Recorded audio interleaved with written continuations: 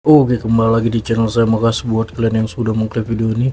Kali ini terkait Faisal Assegaf ya, yang udah lama sekali tidak muncul, tiba-tiba muncul di LC. Dan kali ini dengan kata-kata mutiaranya lagi. Dan kali ini mengadu domba Pak Jokowi dan Pak Prabowo. Bilang kalau menteri-menteri Pak Prabowo itu tidak berkualitas, apalagi menteri-menteri yang bawaan dari Pak Jokowi. Wah, kita lihat ya kali ini Opung membahasnya. Sebelum kita ke video, bantu subscribe dulu channel saya. Mau subscribe, tidak tunggu lama, kita ke video langsung. Let's go. Kalian merasa kehilangan dengan orang ini nggak? Iya, hilang kali Iya, kayaknya. aku kehilangan kali loh. Iya. Udah lama nggak nampak ya.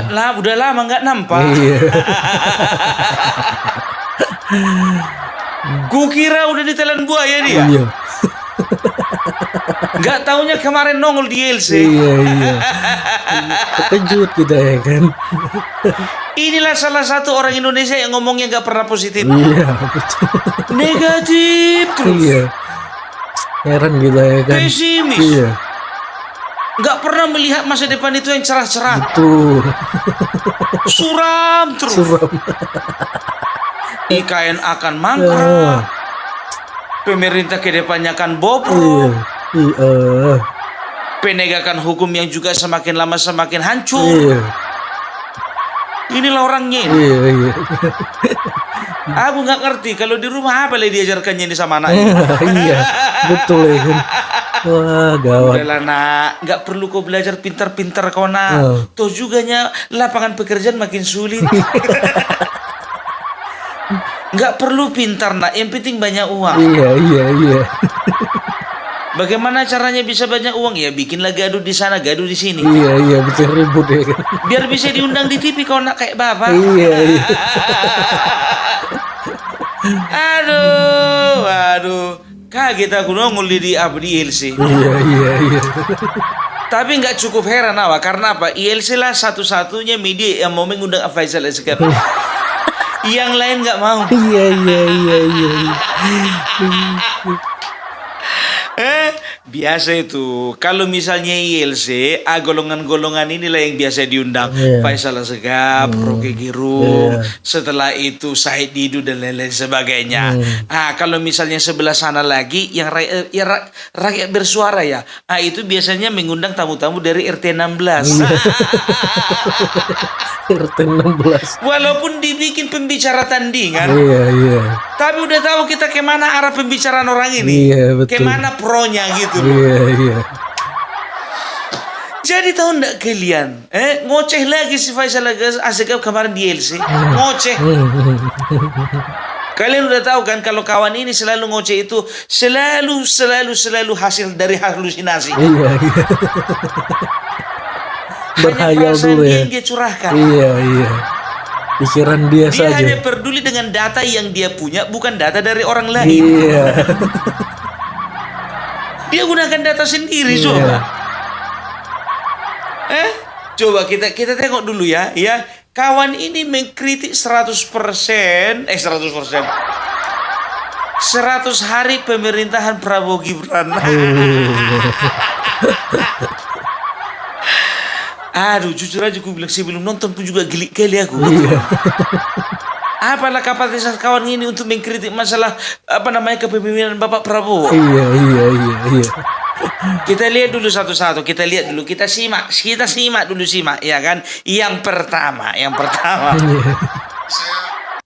Saya mau sedikit langsung agak keras saja. Sesuai fakta bahwa penyebutan Kabinet Prabowo Subianto itu perlu dikoreksi ya Bang Da.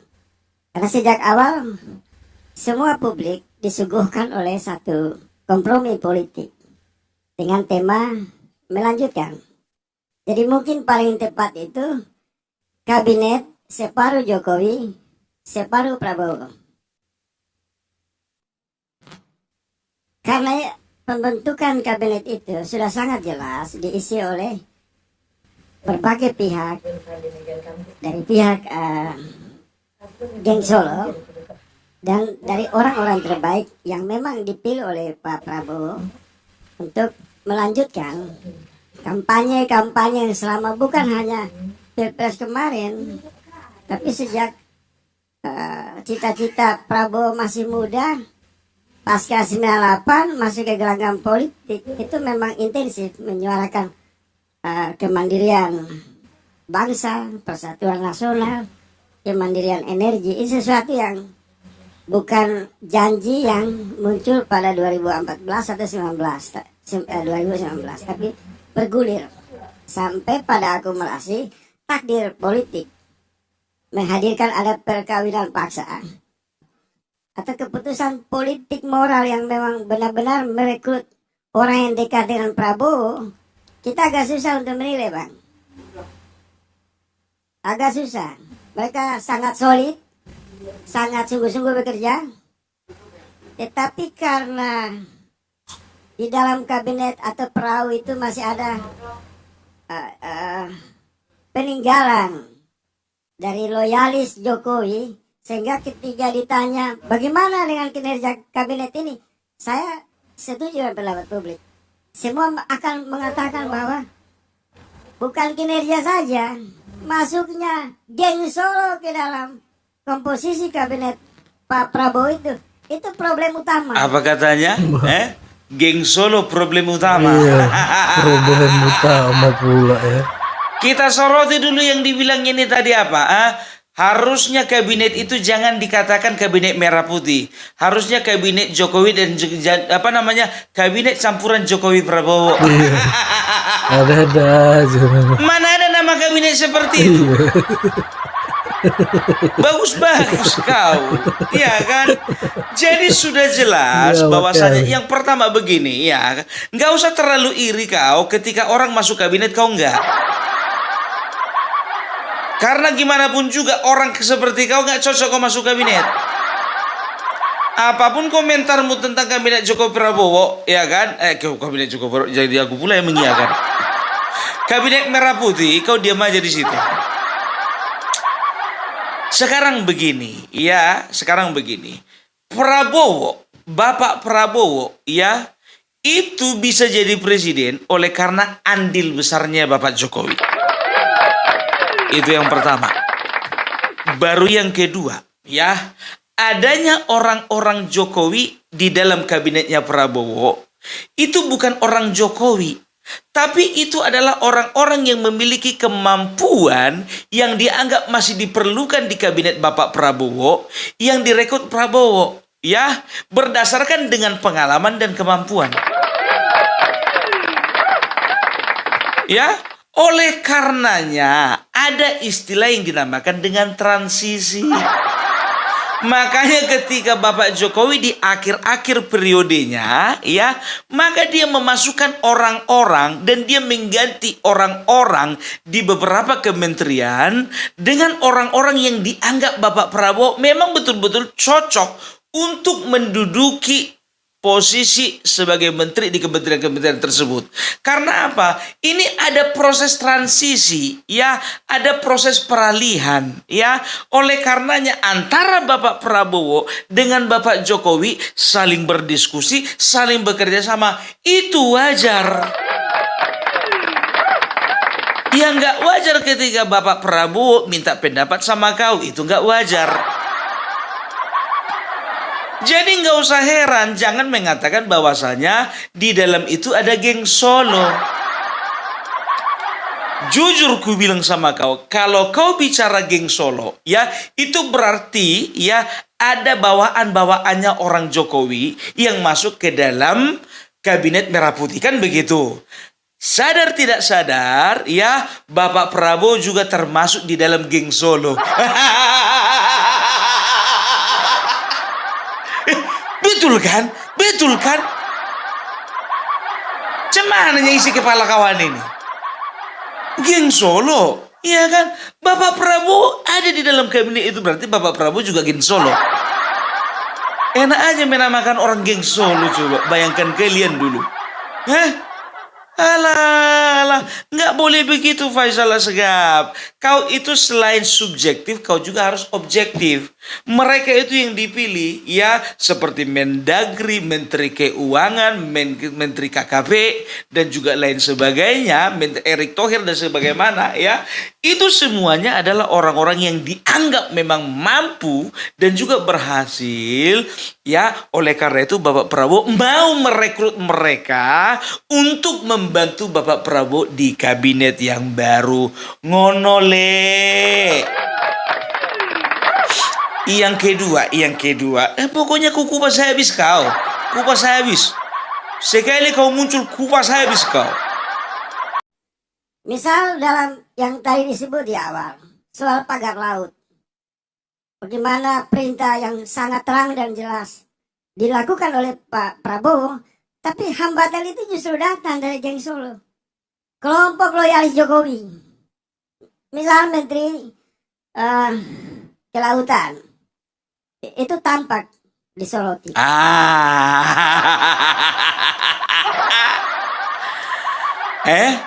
Apa katanya tadi?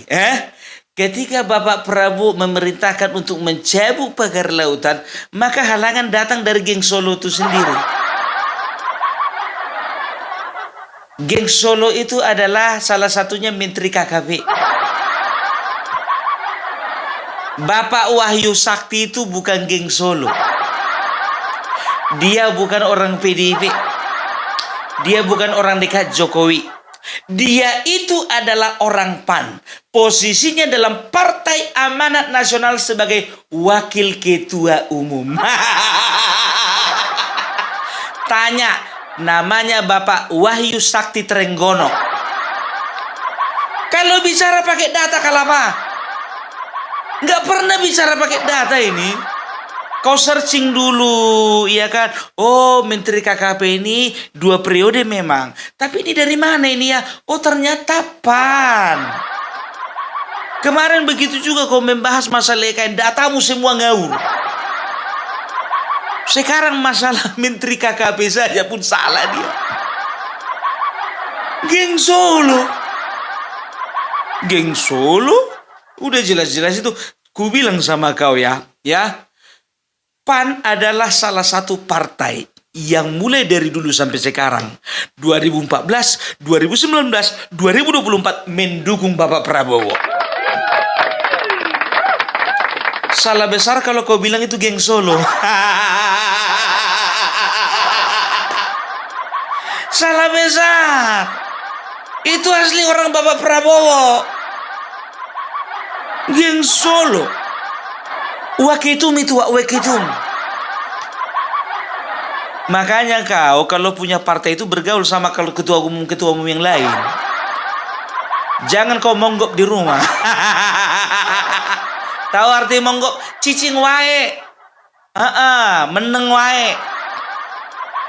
Bergaul kau sama ketua umum Golkar, ketua umum PDIP, ketua umum PKB. Kenapa nggak pilih kau?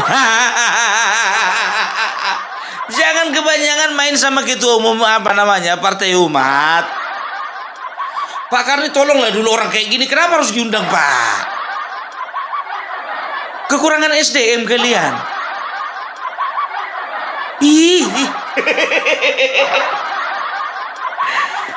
Aduh, salah data lagi. Tengok lagi ya. Mana dia? Itu baru 2 loh, masih 2. Tapi kalau sekarang ini agak susah. Dicemari, dikotori, distorsi.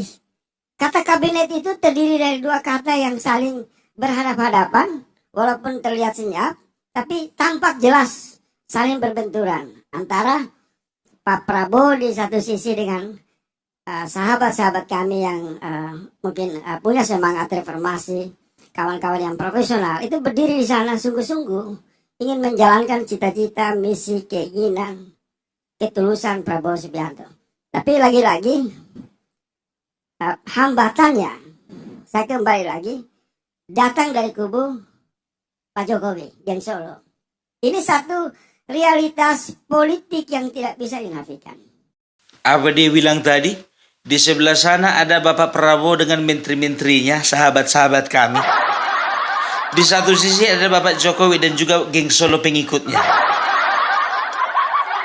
Pede kali kau sahabat kami kau bilang.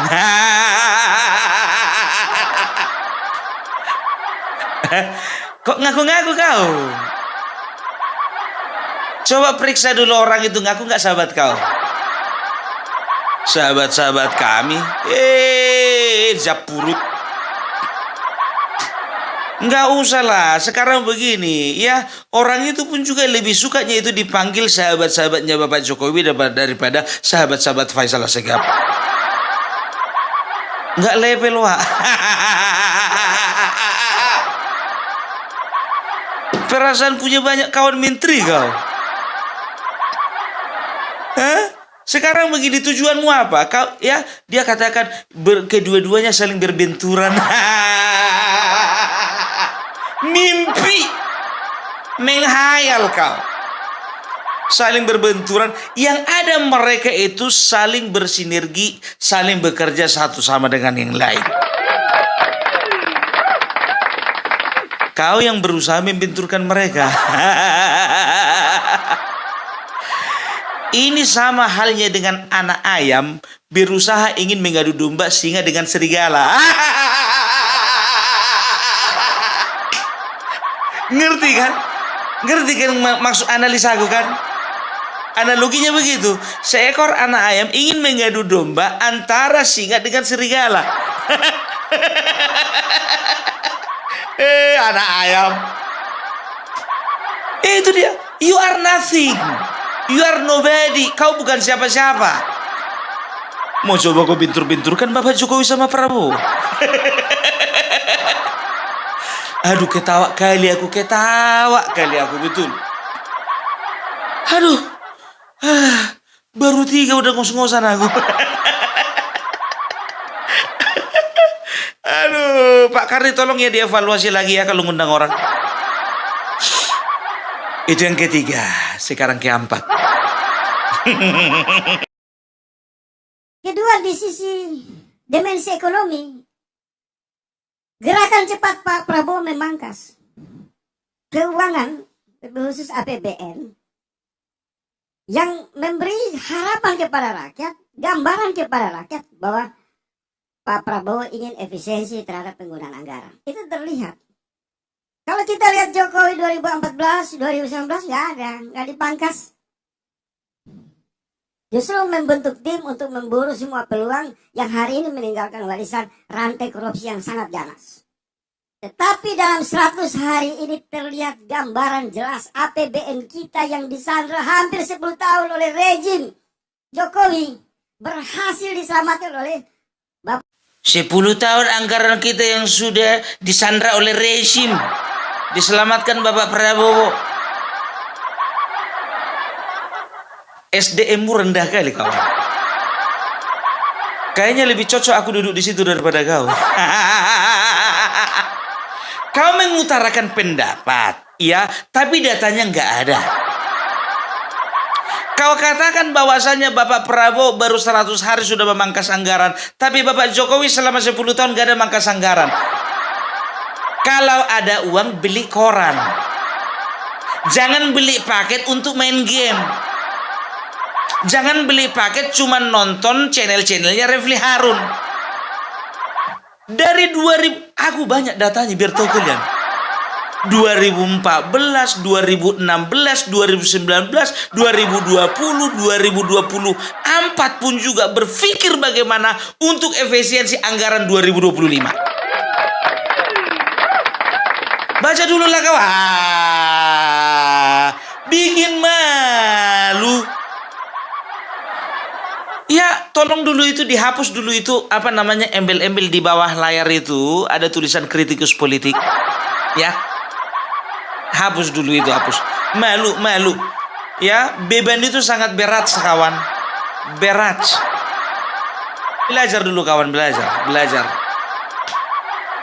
Ini dia mengemukakan pendapat. Maunya sebelum mengemukakan pendapat, latihan dulu kau di depan kaca.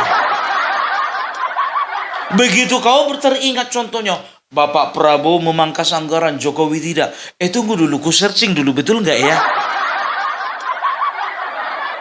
Searching dulu, gitu loh. Aduh, yang tadi 1, 2, 3, 4, sekarang yang kelima. Kita lihat dulu. Pakar nih, dengan survei di 80% mengatakan kepuasan publik terhadap Prabowo Subianto, itu harus diberikan spidol, garis besarnya, ketegasannya, itu kepada Bapak Prabowo Subianto, bukan kepada rekan-rekan kabinet. Dan lebih khusus tidak dialamatkan kepada Gibran. Karena kalau merujuk kepada hasil survei Tempo, nilai Gibran itu cuma mendapat 3 poin dari angka 10. Jadi saya mendukung persepsi survei dukungan moral rakyat yang mengatakan sangat puas. Bukan 80%, belum 100% kepada Prabowo Subianto. Tetapi untuk pembantu-pembantunya, kita tunggu 3 bulan ke depan.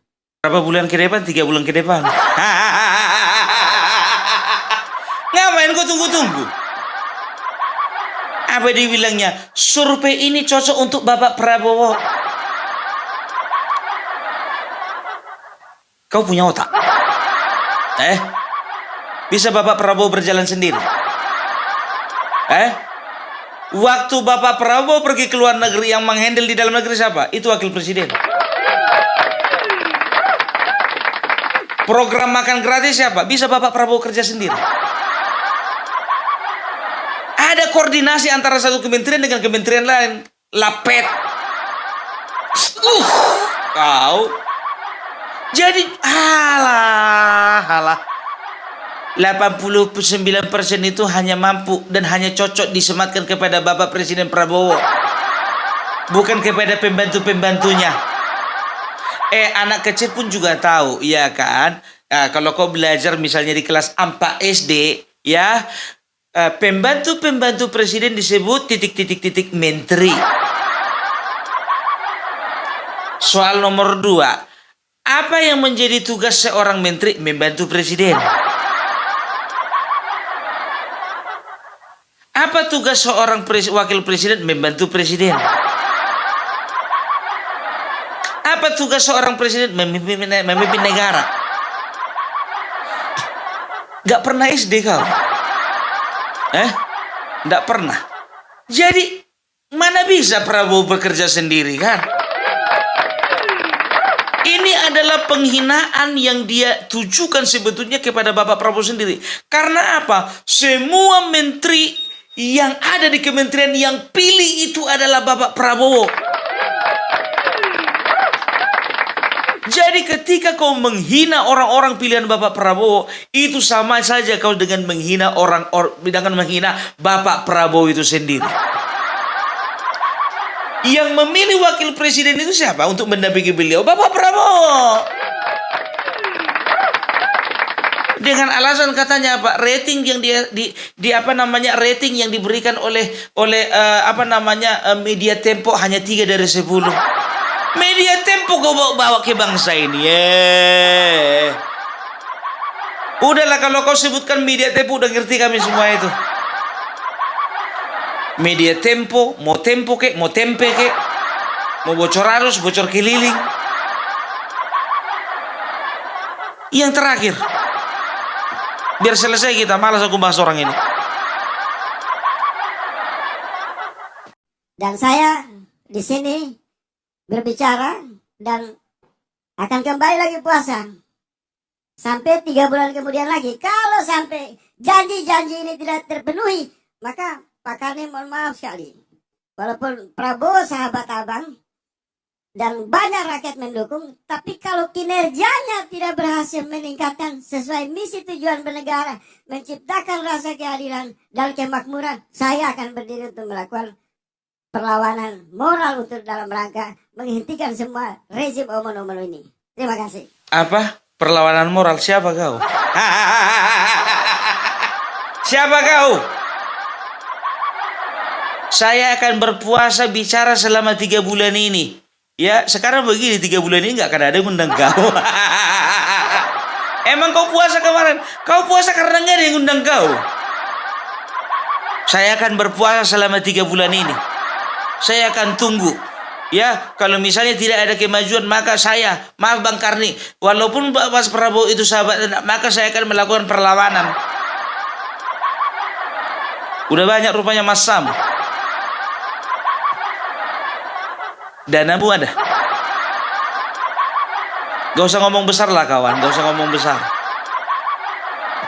Kualitasmu semana.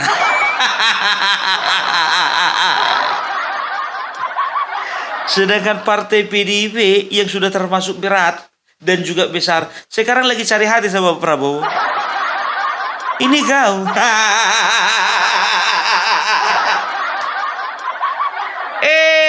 Faisal.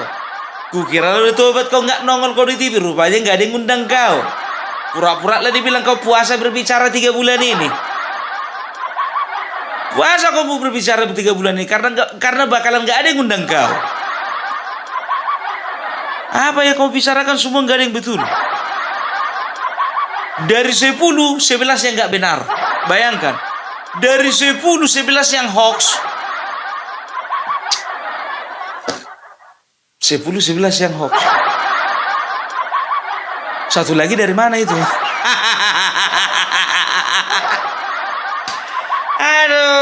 Aduh, udahlah. Nggak perlu dibahas. Manusia kayak gini udahlah. Ya, jadi itu udah jelas kalian ya. Ya, jangan pernah dengarkan orang-orang kayak gini. Ku bilang sama kalian, keluar Faisal Assegaf, nongol lagi Amin Rais, muncul lagi yang namanya Refli Harun. Begitu juga ngoceh Rocky Gerung, opung Parabelak akan kuliri habis. Siapa kali rupanya kau? Siapa kali rupanya mereka? Bedanya mereka punya akses ke ILC, aku ndak. Itu aja. Oke. Iya, itulah dulu dari opung Parabelak ya. Salam NKRI harga mati. Oke, itu dia videonya ya, gimana menurut kalian, dan sampai bertemu di video saya selanjutnya. Bye.